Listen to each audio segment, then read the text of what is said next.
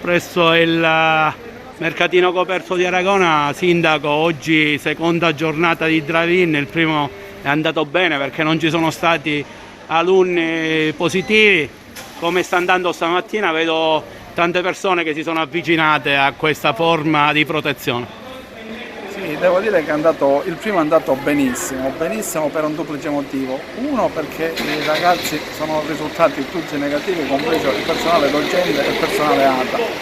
Due, perché c'è stata una partecipazione di massa, cioè più del 90% della popolazione scolastica è venuta a farsi lo screening. Tra le altre cose non risulta che l'altro 10% in parte l'avevano fatto perché c'era stato un caso positivo circa un mese fa e quindi i ragazzi avevano fatto già il tampone.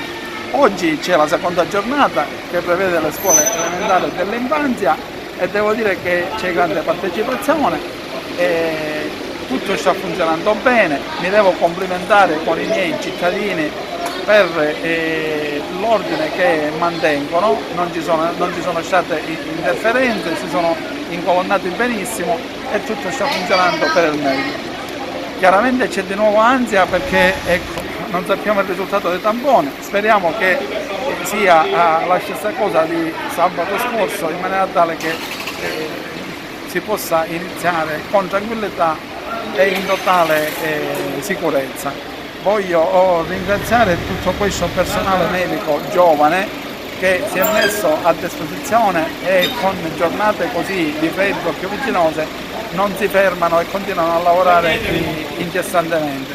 Voglio ringraziare tutte le forze dell'ordine, i vigili urbani, i carabinieri, voglio ringraziare la protezione civile nelle Giubbe d'Italia che sono qua a coordinare e a dirigere il traffico. Un ringraziamento particolare va ai nostri operai che si sono collegati a pulire questo sito, a installare i gazebo e quant'altro. Un grazie alla dirigente scolastica e a tutti quelli che hanno collaborato. Un grazie all'ASPI per la grande disponibilità che ci hanno dato fino adesso. Ci potrà essere qualche disagio, ma capite che in un momento così difficile non sempre possiamo riuscire ad essere perfetti.